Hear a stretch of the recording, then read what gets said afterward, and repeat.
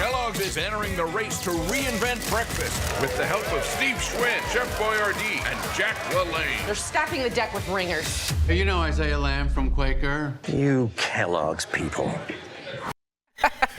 Welcome to DBL. That was a clip from the new Netflix movie Unfrosted, the directorial debut of Jerry Seinfeld. And who else would you get to play the CEO of Kellogg's other than the funniest food lover in film? Joining us now, please welcome back to DBL, Jim Gaffigan. Thanks for having me. Absolutely. All right, we are catching you fresh off the premiere of Unfrosted last night. First off, how was the premiere? Gotta know. Good? It was great. It was great. You know, it's, there's so many comedians in this movie. It felt like a reunion of sorts. Normally when you have this many comedians around there, it's a funeral. You know what I mean? So it's great. I didn't mean to laugh, but that was funny. This movie is all about Pop-Tarts, how they were invented. You have a very famous bit about Hot Pockets. And I just want to say, isn't a Hot Pocket just a very salty Pop-Tart at the end of the day? I just want to know what you thought of that. It is.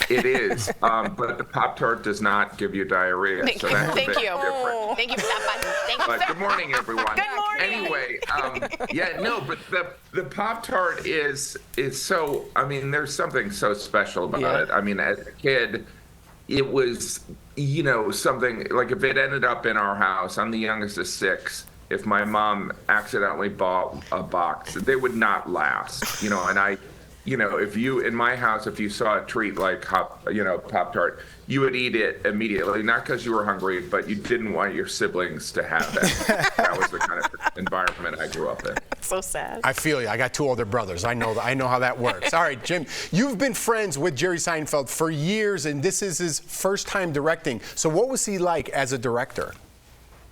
He was great. Jerry is really like a special, obviously we know he's a comedy icon, but he's also somebody that is a purist when it comes to comedy. He has a hyper focus. And so executing his ideas was rather kind of straightforward. And because the sitcom, the Seinfeld, was so writers-driven, it wasn't kind of really his first time directing, because sitcoms are the writers are really kind of in charge of the show. So it wasn't something foreign or something weird for him to sit in the director's seat, really. Well, that kind of leads to my question because, obviously, ton of heavy hitters in terms of comics in this movie. So every comic, they get a script where they're like, this is a general guide, but I'm going to ad-lib it. I'm kind of a genius over here. So I want to know, which comic was the hardest to keep on script? The thing is that because Jerry is such a comedy icon, and I think there was a greater respect for the script. He wrote this with Spike Fairstein and some of the Seinfeld writers, but you get a bunch of funny people, and there's going to be improvising, and there is. I would say not going off script, but just amazed by what they bring to a scene. Melissa McCarthy is really kind of next level. I was always a fan of hers, but doing scenes with her, she really was. She's a special talent, so it was really fun working with her. But as you mentioned, there's just so many comedy, home run hitters, and someone like Hugh Grant is profoundly funny. Mm-hmm. You know what I mean? Peter Dinklage is really a special. I didn't get to work with Peter, but I saw him last night in the movie, and it was amazing.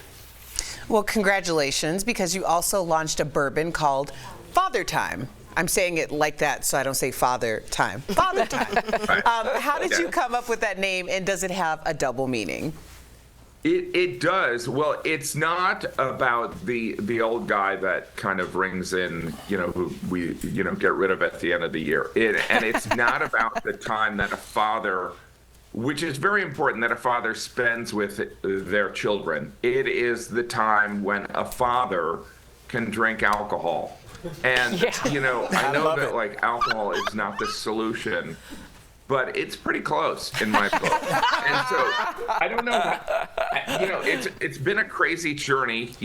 During the pandemic, we all kind of partook in different hobbies, and my wife and I started having the occasional bourbon every night. And I was approached a couple times to do a Celebrity Spirit, and I was kind of hesitant because I didn't want it to appear like a cash grab, and I didn't want it to be of low quality. So I called a friend in Louisville, and we just bought some barrels and bottled them. And there's a very limited supply. We worked really hard on the label to make sure that it's a cool collectible thing. The label is beautiful. It's definitely thank you. edgy and hip, but also like I love it. It feels old-timey. I will say, that's my grandfather on the front, because I want you. this to be kind of a tribute to fathers. I believe mothers are the heroes, but like dads should get some recognition. I love it. I was going to say, if that wasn't your grandfather, the logo should just be a guy sitting in his kitchen by himself. Right? Yeah.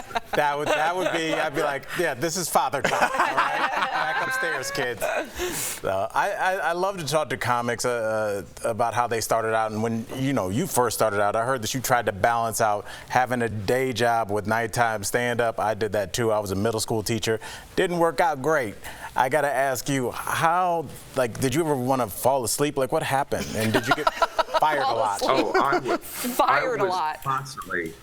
I mean, I would, do stand-up at night. Before that, I would do an acting class. And I worked in advertising, and the great irony is they had to wake me up to fire me. But I think the bigger irony is that my friend Dave Attell already had a joke on that. So I couldn't even use it as a joke without acknowledging that, this is a Dave Attell bit that I kind of art became life.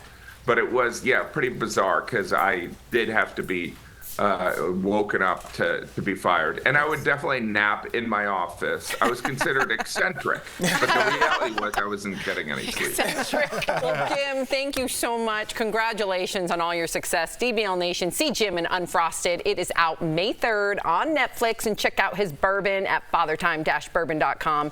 And of course, you can see Jim live this summer on the Barely Alive tour, probably taking naps a lot. Get your tickets at jimgaffigan.com. Thanks again, Jim. Thanks, brother. Thank you, guys.